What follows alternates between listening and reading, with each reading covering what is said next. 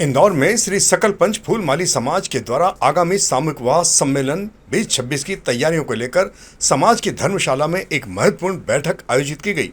बैठक में वरिष्ठ जन, प्रबुद्ध नागरिक एवं सामाजिक बंधु बड़ी संख्या में मौजूद थे। सर्वसम्मति से विवाह पंजीयन शुल्क 31,000 रुपये तय किया गया, जिसमें 11,000 रुपये की अग्रिम जमा करना अनिवार्य रहेगा। शेष राशि जुलाई माह में जमा की जा सकती है। समाज पदाधिकारियों ने आयोजन को भव्य, संस्कारित और प्रेरणादायी बनाने का संकल्प लिया है। अध्यक्ष अंकित रावल ने समाजजनों से अधिक जोड़ों तक जानकारी पहुंचाने की अपील की है। इंदौर में जोन 4 नगरी इंदौर के नवागत पुलिस उपायुक्त सुनील मेहता के द्वारा पदभार ग्रहण कर लिया गया है। पदभार ग्रहण करने के बाद उन्होंने कार्यालयीन अधिकारी एवं कर्मचारियों से परिचय प्राप्त कर क्षेत्र की कानून व्यवस्था आदि की जानकारी जुटाई। इंदौर के थाना छतरपुरा पुलिस ने चेकिंग अभियान के दौरान गंगवाल बस स्टैंड से अवैध शराब के साथ एक आरोपी को गिरफ्तार किया है। पुलिस ने आरोपी के कब्जे से 168 बियर कैन, करीब 84 बल्क लीटर अंग्रेजी शराब बरामद की है। थाना प्रभारी संजीव श्रीवास्तव ने बताया कि गिरफ्तार आरोपी अंकित पिता महेश सिसोदिया निवासी देपालपुर को घेराबंदी कर पकड़ा गया। कार्रवाई में सहायक उप निरीक्षक हितेश बाजकल, प्रधान आरक्षक धर्मेंद्र पाठक, आरक्षक धर्मेंद्र सोनगरा, आरक्षक भूपेंद्र प्रमोद एवं सैनिक सोप्रेस की सराहनीय भूमिका रही। इंदौर क्राइम ब्रांच ने लॉरेंस बिश्नोई गैंग के नाम पर धमकी देने वाले मामले में एक और बड़ी कार्रवाई करते हुए एक अन्य आरोपी को गिरफ्तार किया है। पुलिस से मिली जानकारी के अनुसार आरोपी सचिन उर्फ वेद प्रकाश शर्मा को हिरासत में लिया गया है। पूछताछ में आरोपी ने बिल्डर विवेक दम्मानी, चेतन सिंह पवार और कुंवर सिंह भूरिया को धमकी देने वाले प्रकरण में सह आरोपी राजपाल चंद्रावत और कुलदीप चौहान की मदद करना स्वीकार किया है। पुलिस के अनुसार आरोपी धमकी देने की साजिश में सक्रिय रूप से शामिल था और अन्य आरोपियों के संपर्क में भी था। क्राइम ब्रांच लगातार तकनीकी साक्ष्यों और पूछताछ के आधार पर इस मामले में कार्रवाई कर रही है। हरियाणा विधानसभा अध्यक्ष हरविंदर कल्याण शनिवार को इंदौर पहुंचे, जहां महापौर पुष्पमित्र भार्गव ने उनका आत्मीय स्वागत किया। नगर निगम के अटल बिहारी वाजपेयी सभागार में उन्हें शहर के विकास कार्यों, स्वच्छता मॉडल और नवाचारों पर आधारित विशेष प्रेजेंटेशन प्रस्तुत किया गया। प्रेजेंटेशन में इंदौर के ग्रीन मॉडल, वेस्ट मैनेजमेंट, नागरिक सहभागिता और स्मार्ट व्यवस्थाओं की जानकारी प्रदान की गई। नगरी है, मैं सर्वप्रथम उनको नमन करता हूं और इंदौर आकर मैं कल महाकाल के दर्शन भी करके आया हूं और आज यहां नगर निगम में जो आने का मेरा जो मुख्य उद्देश्य है वो जिस प्रकार से पूरे भारतवर्ष में आज इंदौर का नाम है और जिस प्रकार से यहाँ की व्यवस्थाएं हैं, यहाँ की स्वच्छता है और यहाँ पे जो लोगों की जन भागीदारी, मैं समझता हूँ कि ये पूरे भारतवर्ष के लिए एक प्रेरणा है। आज आदरणीय प्रधानमंत्री श्री नरेंद्र मोदी जी के नेतृत्व में लगातार व्यवस्थाएं मजबूत हो रही हैं और देश निरंतर प्रगति के मार्ग पर आगे बढ़ रहा है। आज प्रधानमंत्री जी की ये सोच है कि विकसित राष्ट्र का जो संकल्प लेकर आगे बढ़ रहे हैं, उसके लिए हर व्यक्ति आत्मनिर्भर हो, परिश्रमी सब बने और व्यवस्थाएं लगातार बेहतर होती रहे और उस नाते से उनकी ये भी सोच है कि सभी संस्थाएं वो मजबूत हो। विशेष रूप से जो विधायी संस्थाएं हैं, चाहे वो पार्लियामेंट है या वो राज्यों के विधानमंडल हैं या वो 3rd टियर सिस्टम में हमारी अर्बन लोकल बॉडी या पंचायती राज। आज इंदौर का जब भी जिक्र आता है तो यहाँ का नगर निगम जिस प्रकार से पूरे विधायी प्रक्रियाओं के माध्यम से विषय आगे बढ़ते हैं तो निश्चित रूप से उसके बहुत अच्छे परिणाम भी देखने को मिलते हैं। आज यहाँ के सम्मानित मेयर पुष्पमित्र भार्गव जी और उनकी पूरी टीम को मैं बधाई दूंगा कि आज पूरा जो प्रेजेंटेशन भी उन्होंने दिया और ये सब मैंने इंदौर के अंदर आज और कल कुछ समय जो मुझे मिला, यहाँ जो मुझे देखने को मिला है, निश्चित रूप से एक बहुत अच्छा काम यहाँ की नगर निगम पूरी टीम यहाँ पे कर रही है। मैं उसके लिए उनको बहुत बहुत बधाई भी दूंगा और अन्य राज्य और अन्य शहर भी इसी से प्रेरणा लेकर और अपने व्यवस्थाओं को बेहतर करें, ऐसा मैं कहूँगा। सर, आपकी विजिट के दौरान आपको इंदौर की सबसे मालवा उत्सव के सिल्वर जुबली आयोजन में इंदौर का दशहरा मैदान देश भर की लोक संस्कृतियों से सराबोर नजर आ रहा है। लोक संस्कृति मंच के बैनर तले आयोजित उत्सव में 20 राज्यों से आए 400 से अधिक कलाकार लोक नृत्य, लोकगीत और पारंपरिक प्रस्तुतियों से दर्शकों का मन मोह रहे हैं। राजस्थान का घूमर और पूर्वोत्तर राज्यों की सांस्कृतिक प्रस्तुतियां आकर्षण का केंद्र बनी हुई है। कार्यक्रम में नरेंद्र सिंह तोमर और कैलाश विजयवर्गीय ने आयोजन की सराहना करते हुए इसे भारतीय संस्कृति और इंदौर की सांस्कृतिक विरासत का प्रतीक कहा है।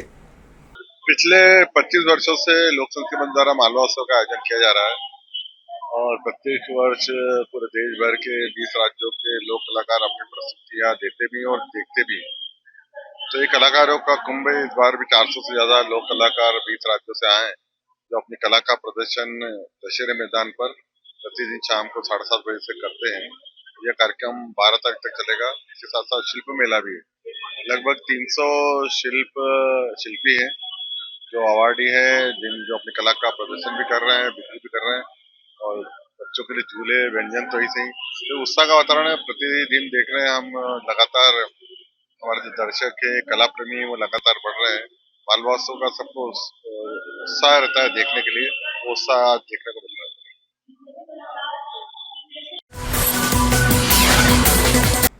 इंदौर में बढ़ती गर्मी के साथ जल संकट लगातार गहराता जा रहा है। इसी बीच कांग्रेस पार्षद कुणाल सोलंकी ने नगर निगम की कार्य प्रणाली पर गंभीर सवाल खड़े किए हैं। उनका कहना है कि करीब 8,000 करोड़ रुपए के बजट का निगम शहर के सभी वार्डों में पर्याप्त टैंकर तक उपलब्ध नहीं करवा पा रहा है।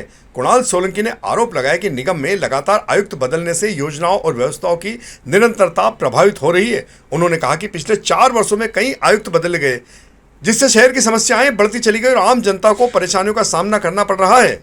जल संकट के हालात गहराते जा रहे हैं। लगभग सभी वार्डों में स्थितियां खराब है। आपकी क्या स्थिति और आपकी क्या प्लानिंग है? देखिए, जल संकट का आज से नहीं, कई सालों से स्थिति खराब है पूरे इंदौर की। नर्मदा के नाम पे झूठ बोला जा रहा है और गंदा पानी पिलाया जाता है। वो ऐसा रहा है कि पिछले साल भी 8,100 करोड़ का था बजट इंदौर नगर निगम का, पर 8 टैंकर इन लोगों ने नहीं दिए। जो टैंकर दिए उनके अभी तक बिल नहीं दिए।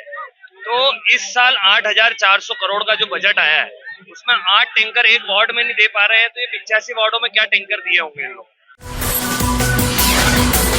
और इधर इंदौर में बढ़ते जल संकट को लेकर कांग्रेस पार्षद राजू भदौरिया ने भी मोर्चा खोल दिया है। नगर निगम और पानी वितरण व्यवस्था पर उन्होंने गंभीर सवाल खड़े किए हैं। उनका आरोप है कि जहां आम जनता पानी के लिए परेशान है, वहीं बड़े व्यावसायिक प्रतिष्ठानों को सीधे ट्रंक लाइन से पानी सप्लाई किया जा रहा है।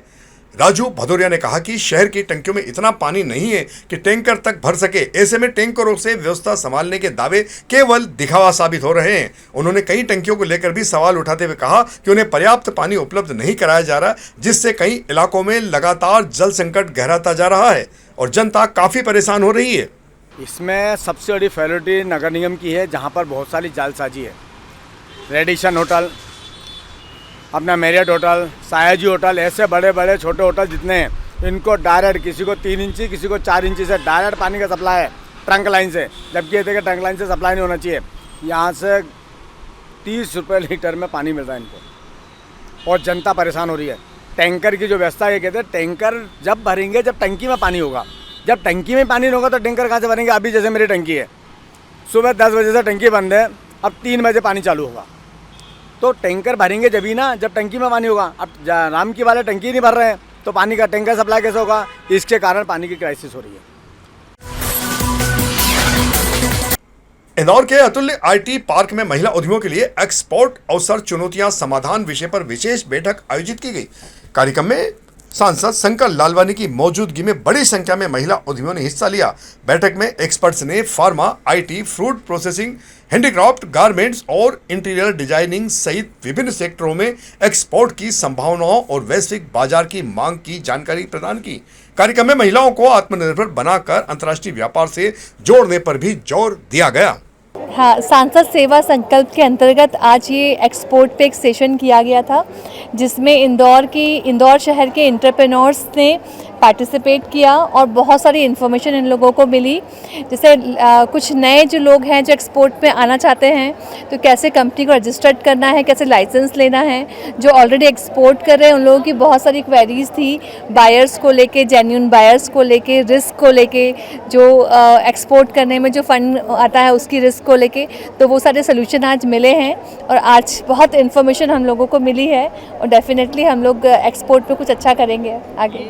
माननीय मोदी जी के नेतृत्व में जिस प्रकार एक्सपोर्ट लगातार बढ़ रहा है और एक्सपोर्ट बढ़ने के साथ साथ हम चाहते हैं कि एक्सपोर्ट और बढ़े, और उसी के अंतर्गत इंदौर में जो हमारी महिला एंटरप्रेन्योर हैं, जो कि व्यापार करती हैं, इंडस्ट्री चलाती हैं, जो एक्सपोर्ट करती हैं और करने के इच्छुक भी हैं, उन सबको लेके एक हमने गोष्ठी आयोजित की थी, और जिसमें हमारे एक्सपर्ट जो है, इस क्षेत्र के एक्सपर्ट है, उन्होंने बताया किस प्रकार सरकार की जो पॉलिसी है एक्सपोर्ट के मामले में, वो आम सभी को जानकारी मिलना चाहिए, क्योंकि बहुत सारी इन वर्षों में मोदी जी के नेतृत्व में सरकार ने पॉलिसी एक्सपोर्ट की ऐसी की है कि आम व्यक्ति भी एक्सपोर्ट का लाइसेंस घर बैठ के 500 रुपये में ले सकता है।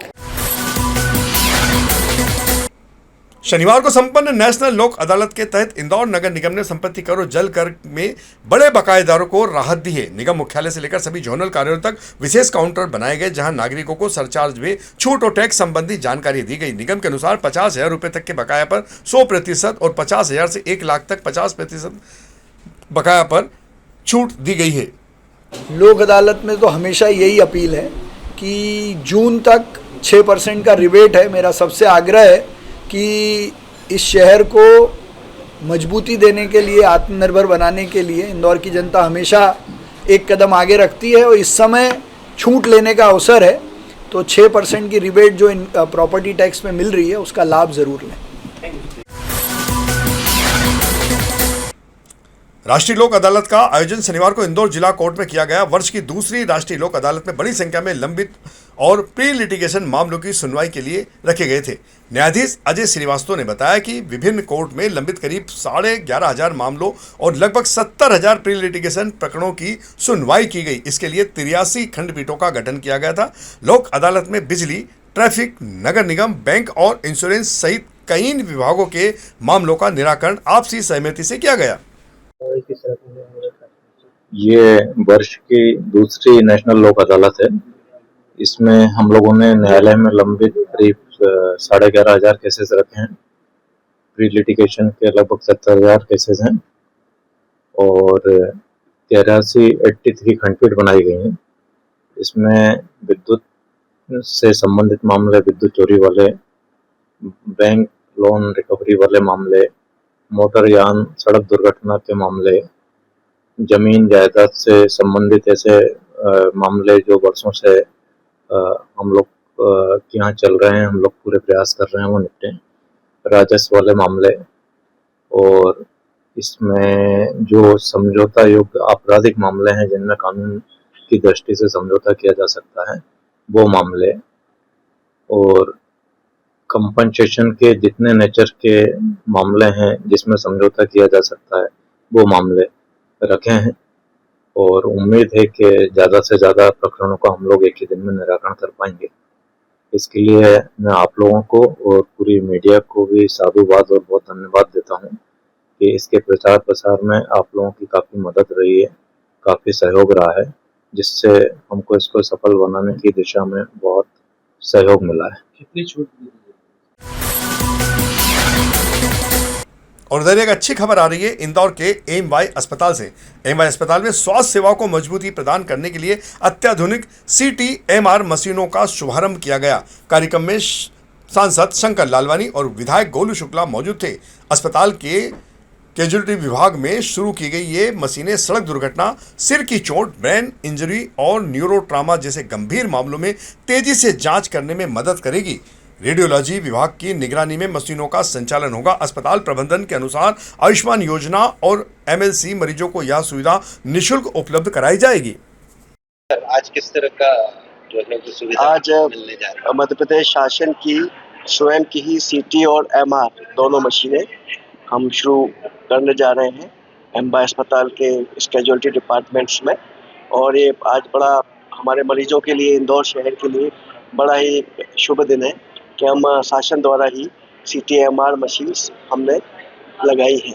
और शासन ये चाहता है कि तुरंत, चूँकि कैजुअलिटी के पास है, तो तुरंत ही हेड इंजरीज, अर्न इंजरीज और अन्य ट्यूमर्स की जांच प्रॉपर हो जाए, कम समय में हो जाए। और डिपार्टमेंट ऑफ रेडियोलॉजी ने इसको इस्टेब्लिश किया है और उनके डॉक्टर्स हमारे पास, उनके डॉक्टर्स की टीम है जिनकी ट्रेनिंग्स भी हो गई है, टेक्नीशियंस की ट्रेनिंग भी हो गई है, अपॉइंट्स हो गए, और सभी बीमारियों के लिए बेस्ट मशीन्स लगाई हैं हमने। पुलिस थाना लसुड़ा ने स्कीम नंबर 78 स्थित चाय चौकी कैफे में फायरिंग मामले में फरार आरोपी हैनी उर्फ निखिल गोस्वामी को गिरफ्तार कर पिस्टल बरामद किए। आरोपी घटना के बाद हथियार लेकर फरार हो गया था। पुलिस के अनुसार आरोपी पर चोरी, आर्म्स एक्ट और मारपीट के 9 मामले दर्ज हैं। नेशनल लोक अदालत में इंदौर स्थित मध्य प्रदेश उच्च न्यायालय खंडपीठ में 107 मामलों का आपसी सुलह से निराकरण किया गया।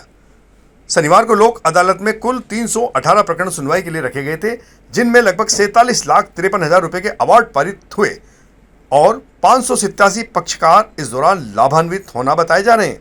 कार्यक्रम का शुभारंभ विजय कुमार शुक्ला, जय कुमार पिल्लई और आलोक अवस्थी ने दीप प्रज्वलन कर किया।